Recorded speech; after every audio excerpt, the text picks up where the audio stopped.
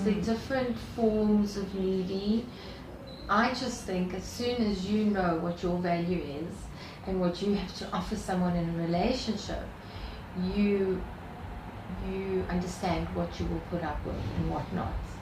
So I think the neediness definitely comes from within, and it's something you need to deal with at a confidence and a self-worth level. And also understanding that you have a value and you need to assert that value or that status in a relationship or in a dating environment right from the beginning. Because men respect women that value themselves, that gives them something to work towards. So everyone wants to be with a prize. And if you see yourself as the prize, he'll see you as the prize. Let's talk communication. Today with love coach Bonita.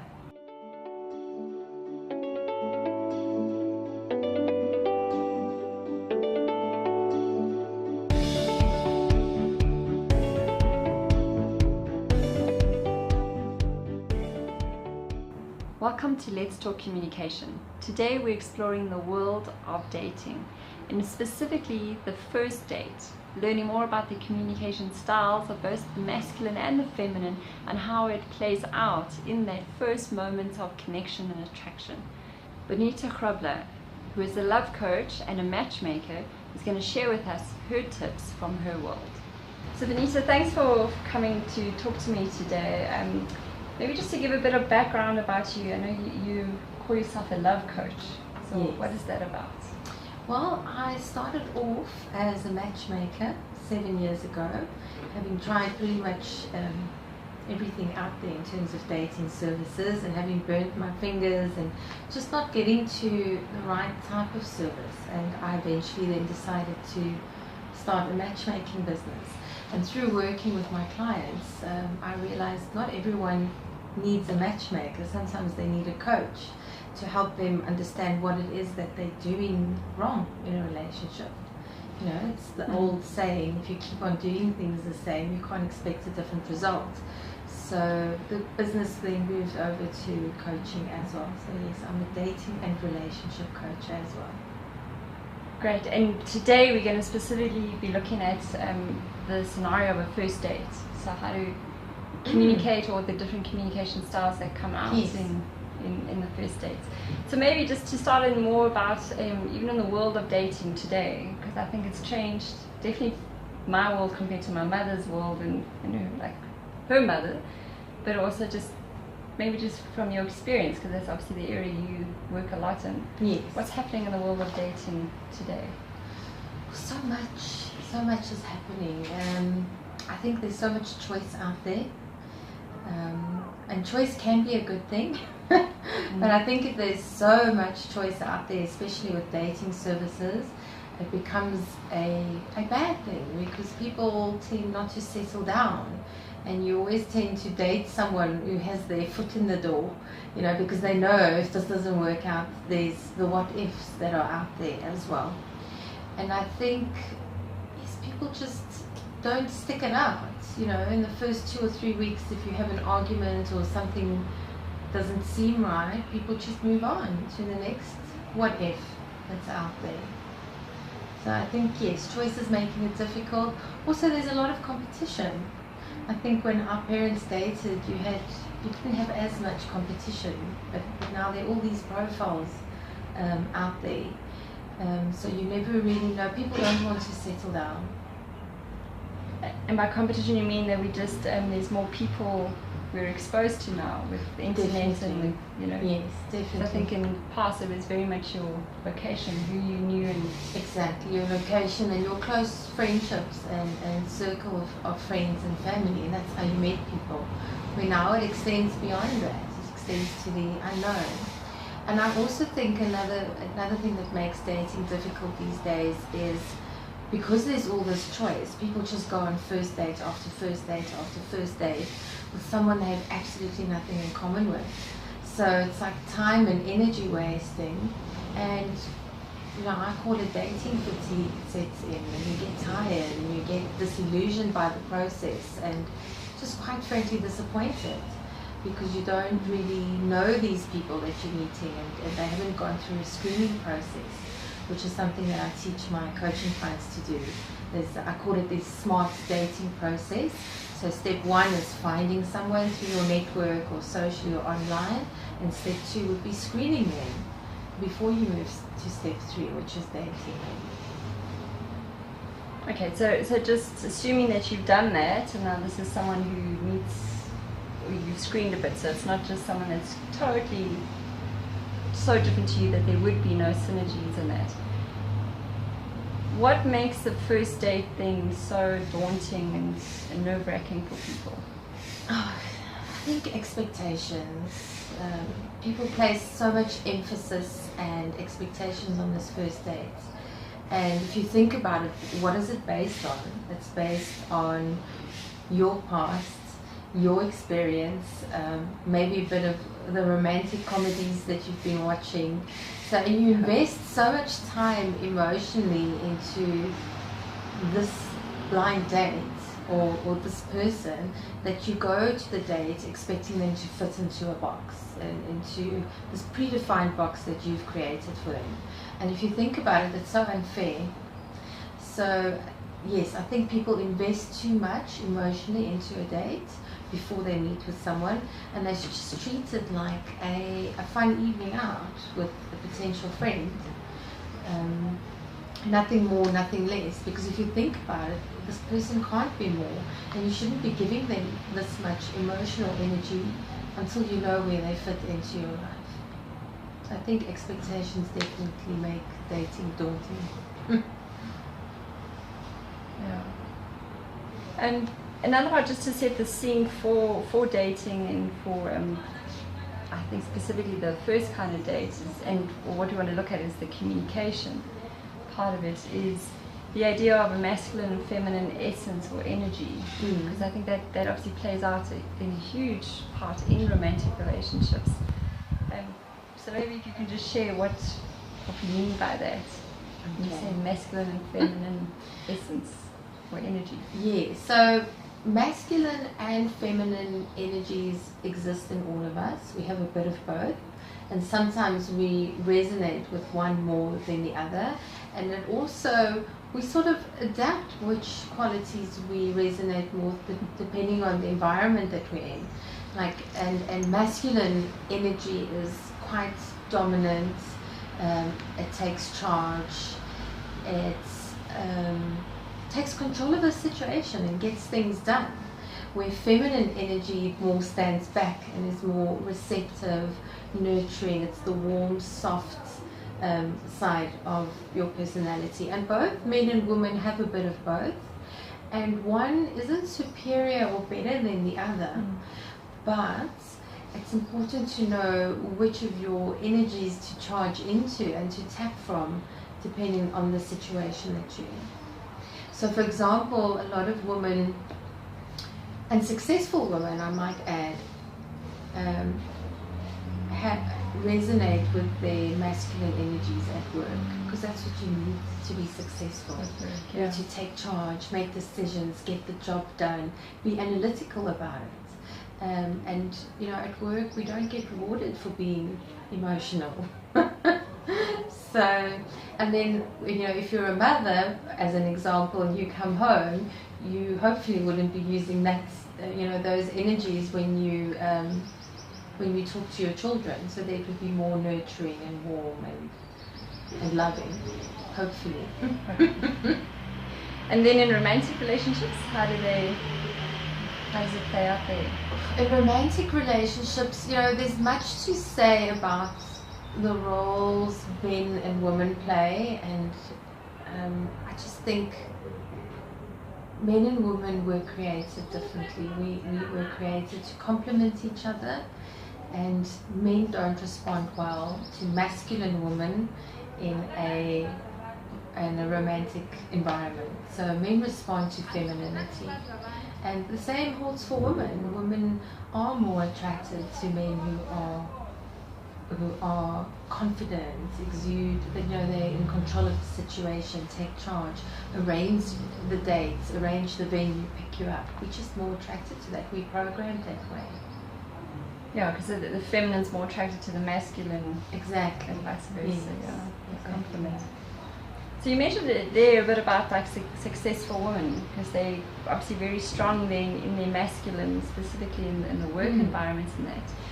But then I hear a lot of women say, you know, that they find that men are then intimidated by them.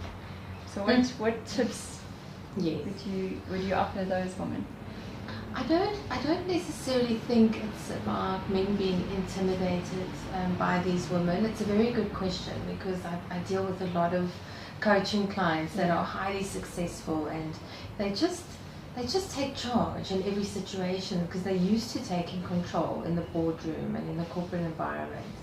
And it's just about standing back and letting the guy do his job rather than doing his job for him.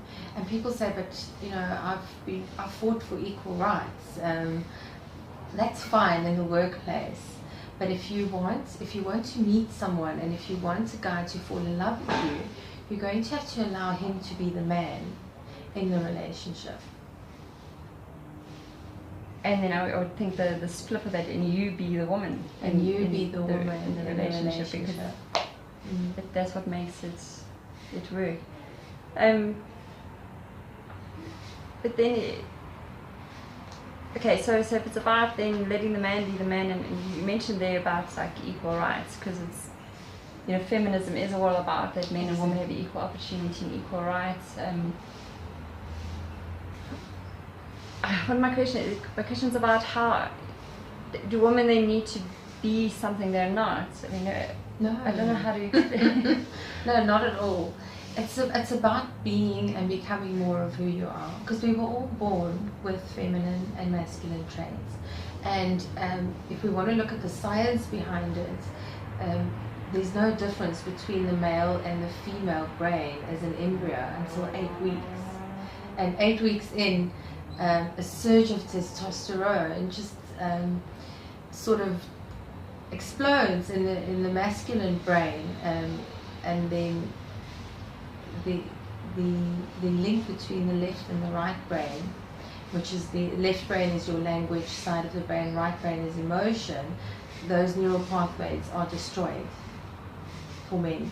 Okay. So we are born differently, and for women that's never destroyed, and that's why we're so emotionally intact, and we can communicate a lot easier about our emotions. So we are born differently, and there's science behind that, but we are through our environment taught to suppress some of our energies, and especially especially in the work environment, you're taught to, if you feel an emotion in a meeting, you don't show it, you hide it. But what I'm saying is, at home and in a relationship setting, it's just about letting go of your masks. That's really what it is, letting go of your masks, and not trying to be someone you're not. It's being more of who you are, being emotional, and communicating your feelings, and being nurturing, and because we all have that, we've just probably buried it somewhere. Yeah, I felt like it wasn't allowed in the workplace. And exactly. So for me, the word I would use is flexibility. Yes. It's able to be one way during the day and another way, as you said, to be more of you. Right? Yes, it's just using your strengths in different environments. So at work, you need to use your masculine energies, and at home, to be in a successful, loving relationship, you need to use your feminine energies. Tap into them. Okay, so in that context then of going on that first date, so we understand about the masculine and feminine, the world of dating today. So I think for our discussion we'll assume that the man is stronger in his masculine and the woman is stronger in her feminine. Because obviously it can, just to clarify from my understanding, it can also be the other way around. But we're going to use the generalization of the men are strong in their masculine and women are strong in their feminine. How do men and women then actually communicate differently in general? It's, like, I know you said a bit about the woman being more emotional. Yes. Is there any Definitely.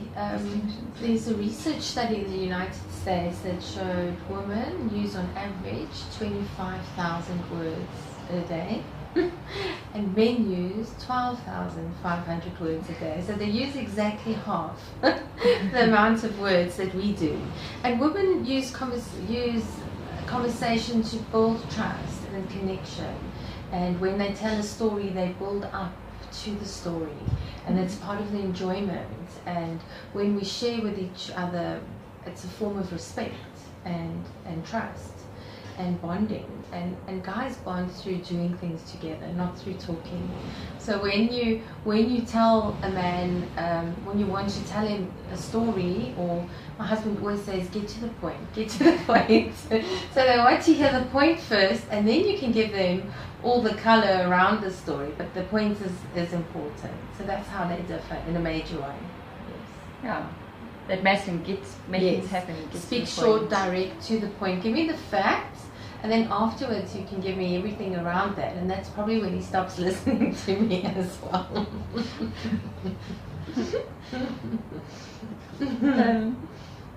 Okay, so remember that there are distinctions then. When it comes then to the first date, and you speak a lot about roles that men and women should or could think of playing. So tell us a bit about those roles. About the roles. It's simple if you want to sum it up. He wants to woo her and she needs to be wooed. So it's as simple as that. A guy, if he's really into a lady and he likes her and he wants to be with her, he wants to impress her, he wants to be generous, he wants to take charge of the date, arrange the date. And really the only response that's required from the lady is to be impressed and to be thankful and to receive. So guy enjoys being with someone that can receive what he has to offer, be thankful, and let him know that she's thankful. And that's really the roles that need to be played on the first date. So one is just the wooing and being wooed, which is related to the giving and receiving. The different roles. Exactly. Roles on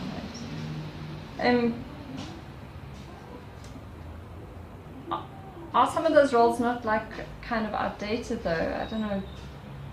Almost when like people say chivalry is dead, you know what I mean, in terms of you initiate setting up the date, that why don't you as a woman make the first move and call, and I have some of the guys say to me, oh well, you should just phone him and ask him out, and yes.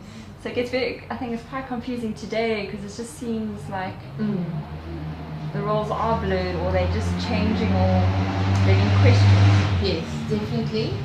I once tell my coaching clients, for me, I don't like giving rules. I don't think you can fit people into boxes, and every situation is different.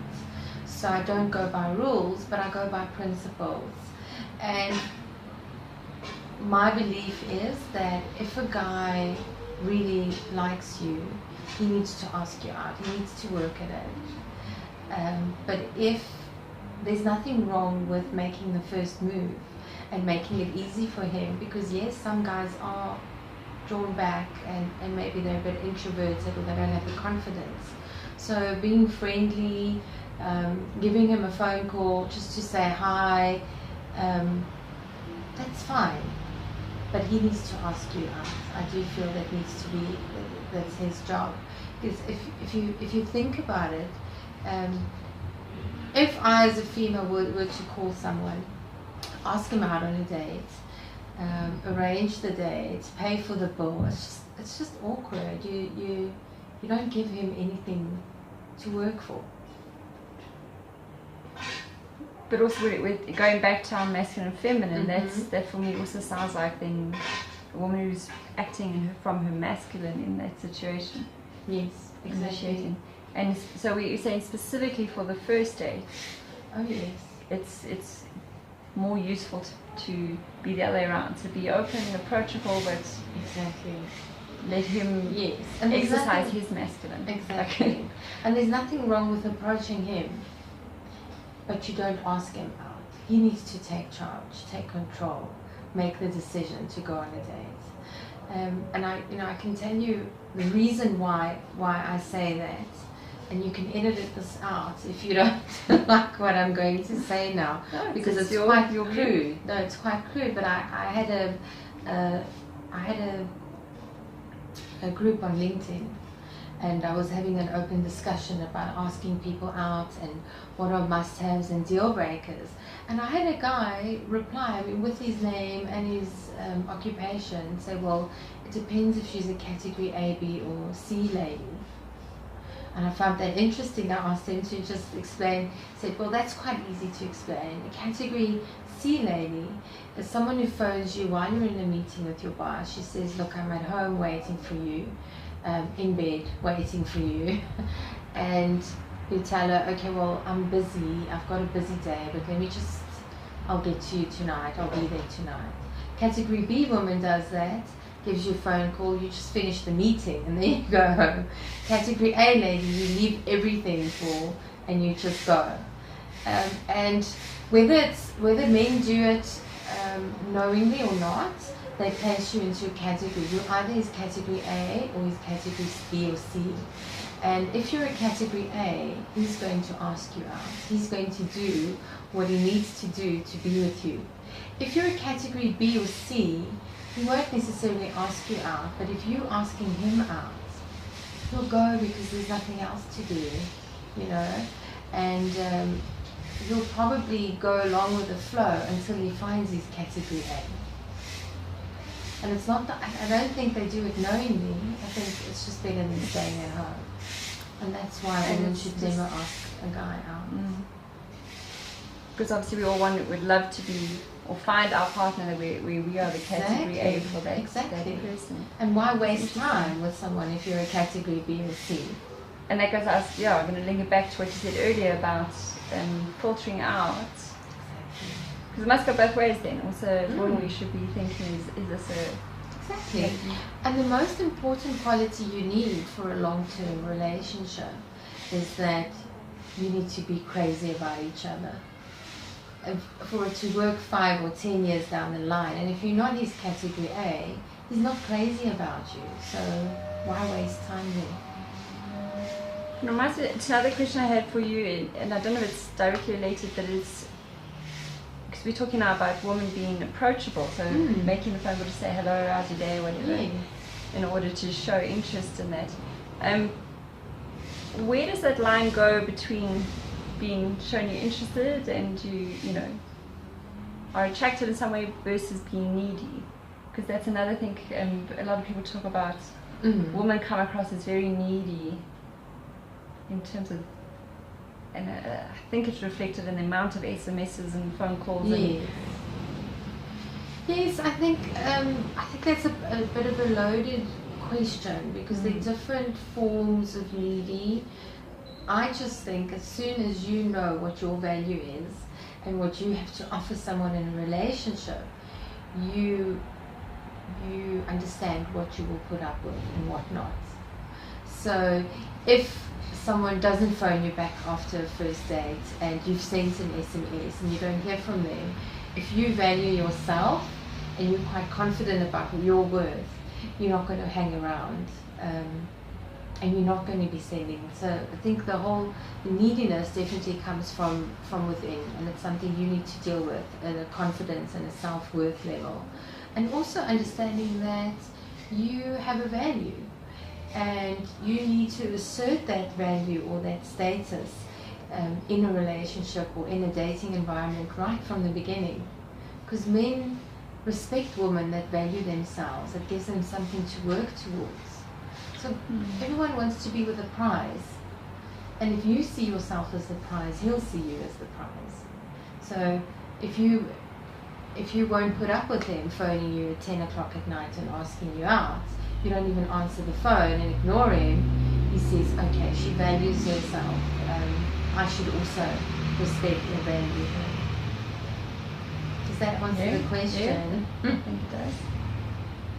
So yeah, so I mean, so much of this work really starts with your relationship with yourself before you can be in relationship with someone else. Definitely. So really giving that strong, yes, definitely, and strong relationship with you. So, yeah. Yes, and if you relate that back to a first date where we say the guy's the giver and the woman should just generously receive and be thankful. What happens is, what women do wrong as a trap on the first date is the guy cares, so she cares back. He's attentive, so she's overly attentive, so she thinks she needs to give back what he's doing, because that's what we would expect, is you reciprocate what I'm doing. And then you might come across as being needy on the first date.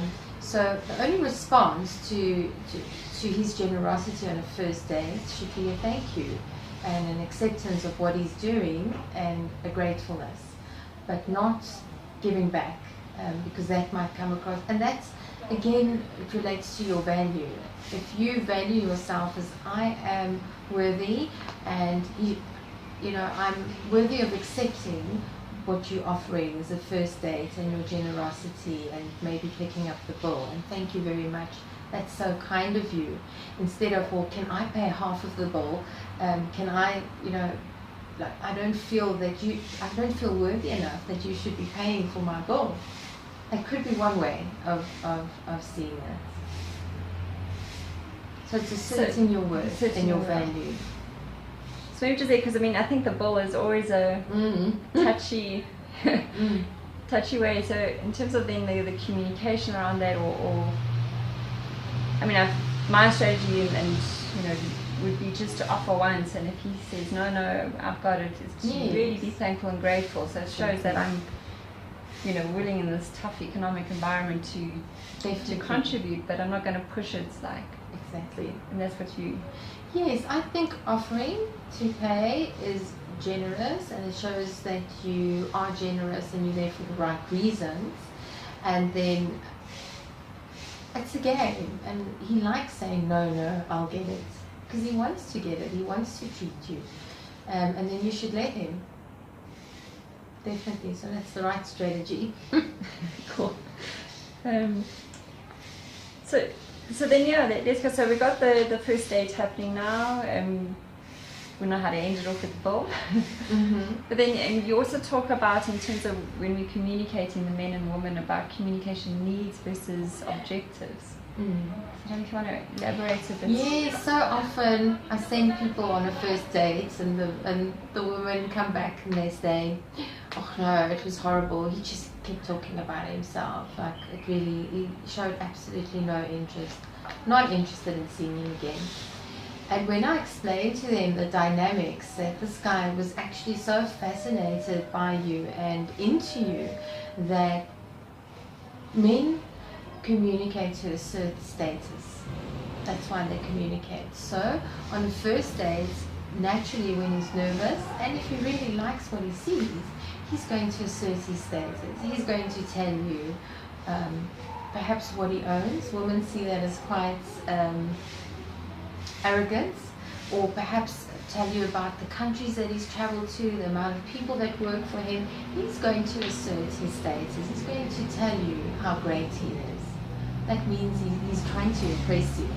And women are sometimes put off by that. And if I tell them, just sit back, go on a second date and see if it's better, it usually is.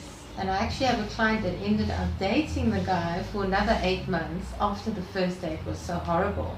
When I just explained, but he's actually just really trying to impress you. Go on a second date and see. And it usually isn't the same on the second date. So that's the main difference, is men assert status and women want to connect. So they try and build connection, and through that, on a first date, women usually just ask a lot of questions. So the more he's asserting status and telling her, the more intently she listens and asks him more questions. And then she thinks, is he even interested in me? Because he hasn't asked me any questions. And she said, and he thinks, is she ever going to say something? Maybe she's just really impressed by everything I have to say, so I'm going to keep on telling her about all my good qualities. And really what what she should then do is politely interrupt or just start telling about herself, like reciprocating information. Yeah, because I was going to ask if we understand that that's what the different styles are. So the woman can then just add a bit at some point. So not only the listening, because showing that she's connected, she's caring, but also then share a bit. So that's in terms of communicating objectives, that there's different styles that men and women communicate in. So a tip for the woman would be to interject and share a bit more about herself, not just get in the trap of listening the whole time. A tip for him? A tip for him would be to ask some questions, to ask her some questions about herself. Definitely. So just to get that. So what about the needs then? Is there something different? Definitely. Touched on? Yeah, so communication objectives is asserting status for the guy, and for the lady it's building a connection. And then communication needs, what makes him feel good about himself, if he's appreciated. So her being impressed. If he tells you he's traveled to 5 different countries, instead of trumping the conversation saying, well, I've been there too, rather be impressed by where he's traveled to. And women are also just looking for understanding. So a lot of times, the woman's communication need is understanding. And a lot of times, guys think they need to answer or they need to solve problems. So when she communicates, he just needs to listen intently and ask more questions, and not necessarily give her solutions. It's almost like even within the date. So we were talking about the masculine and feminine energy. So just my thought that came to mind is almost like he needs to. So Beanie's masculine and impress and all that, but then acts as a bit of his feminine to listen and nurture and just hear and then go back. Exactly. So if you don't have both energies and you don't know how to use them, you could be quite an unbalanced person. So it brings balance in your life.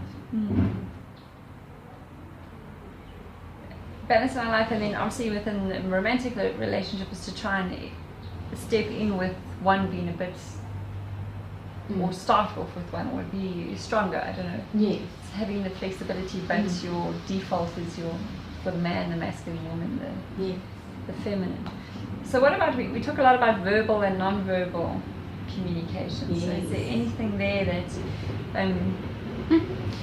we should be paying attention to? So especially if you like the person, how do you let them know you like them, besides just what you said, listening to them? Definitely, I think body language is so important. It's 5 times more important or more impactful than the words we actually use. So generally, for both male and female, if you're leaning in towards someone and you are making eye contact and usually where the feet are pointed, that's a good indication of where interest is. That shows you if someone is interested in you. And you'll find also that females will start playing with their hair. You know, it's like it's a type of flirting. Or you'll play with a glass rim, and guys would straighten out their hair or their tie because they want to be seen, and maybe stand with their chest out a bit more. So it's kind of like those natural things that we talk about. But how would you know then that he's not into you, or she's not that into you? But obviously it would be the opposite. But I just wanted to check if there's anything else, because he's even a movie about it. He's just not that into movie and books. So. People are so different, and people have agendas. I don't know what their agendas are. But I would generally say if he's staring at you or he's looking at you from across the room, he's interested. Unless you're wearing something really funny. But yes, and if a guy is, I always say to my clients, there's nothing wrong with being easy for the first 10 seconds. So be approachable, approach him, say hi, but just say hi. And then wait for him to do the rest. So if he's interested, he's going to start a conversation or invest in the interaction. Cool. And then say he does invest and you go on the first date. How, what happens then between date 1 and date 2? How does that transition happen, or what would stop it from? Stop it from happening. Yeah. So many times the reason why a guy doesn't phone a woman back has nothing to do with the way she looks. Like, we know guys are more visual, men are more visual, and a woman has to be attractive for them. But sometimes women just don't make men feel happy, or that's not the right word. They don't make men feel good about themselves. So sometimes it's about being critical about the venue he chose, or about him, or maybe he has a standpoint about politics or religion, which we should never discuss on a first date. But being really critical of him, or of a viewpoint, or of a holiday that he's been on. If a guy doesn't feel good around you, you're not building him up, then he's not going to stick around. And especially strong females do that without even noticing. Saying something about the venue, or maybe about the wine that he chose. So it's about being very careful to not be critical of him on the first date. And I suppose it could go the other way around. I mean, so it's all part of attraction is that you like each other, you enjoy spending time. So exactly. Any of those signs. Then do we not, like you said earlier as well, like about saying to some of your clients, well, give them a chance, go on the second date. Do you know what I mean? Should it not be like the other way around also? Or do you guys just not even go there if there's those first few signs? Because to me, that first date is just, as you were saying earlier, we put so much expectation on it. Everyone's nervous, everyone's trying to put their best step forward. You be very careful what you say and don't say. So part of true you is not really coming up, but you're trying to bring it out, and then and you're trying to decide on a future from one interaction. Definitely. I say you should always go on at least 4 dates before you decide if you'd like to see someone again or not. And that's the advice I give all my clients, but whether they do that is an entirely different story. The most important ingredient to a first date is spontaneity and fun. So if you aren't spontaneous, if you aren't having fun and laughing, you're not going to build a connection. There's not going to be any chemistry. And because we put so much emphasis on this first date and so many expectations, we sometimes lose that spontaneity and fun. And I also tell people, stop going on drink dates and dinner dates. It's so boring. And it's so yesterday. Do something together. Go for a movie. Go walk in a park, or go to an art gallery. Because then you can rely on having an experience together and seeing who this person is, rather than relying on what he's telling you about himself, or what she's telling you about herself. Because then you need to rely on what people say they do, as opposed to who they really are. That's a great tip then for guys, if you're asking the guys to initiate. No, definitely. Definitely. Go do something fun. Always have a plan B. Like, choose a date venue that can either last 30 minutes for a quick drink or a quick coffee, or 3 hours, and have a plan B. Say, look, well, there's this amazing little spot 2 blocks down. Let's go there. So the more experiences you have together in different locations, the more connected you'll feel. And it makes for an interesting date. So is there anything else in terms of communicating and just relating in terms of that first date? Anything you'd say is like really important advice you could offer people who are trying to... I think what most of the people we're talking to are professionals, business professionals. And I say to people, stop going to a date straight from work. Stop taking your work personality with you. Go home, unwind. When you get to the first date, don't shake hands. You're not meeting for business meetings. This is a job interview.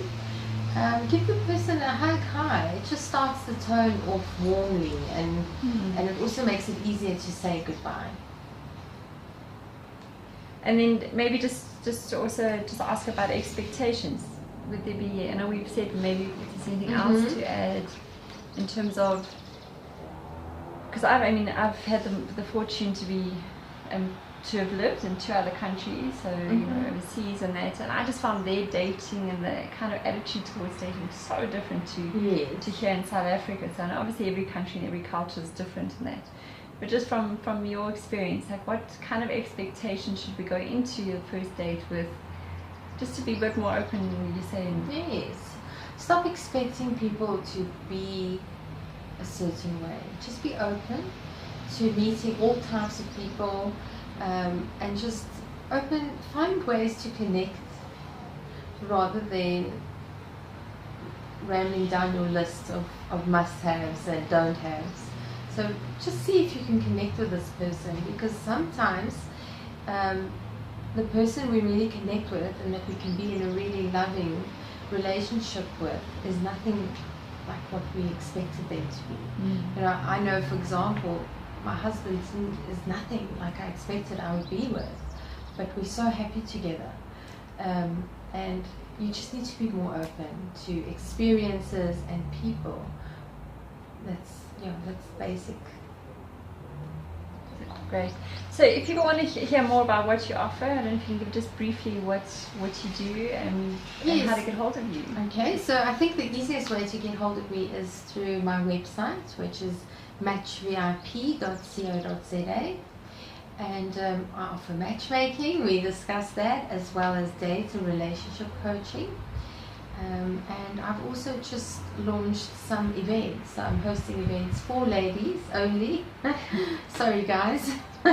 But single events, and my next event is on the 11th of May at the Bryanston Country Club, and it's called How to Meet Quality Men. And it's just about really changing a couple of things, most importantly our mindsets and how to be more approachable so that men approach us in a social environment. It's quite interesting. Yes. And from there to hopefully get to be asked out on that first date where everything we spoke about. Yes. Okay, so is there anything else, any parting comments, anything you'd love to tell people who are listening about dating? And yes, just enjoy the process and have fun. I think that's important. Just make sure it's a fun and a spontaneous evening, because there can't be any connection if you don't have that.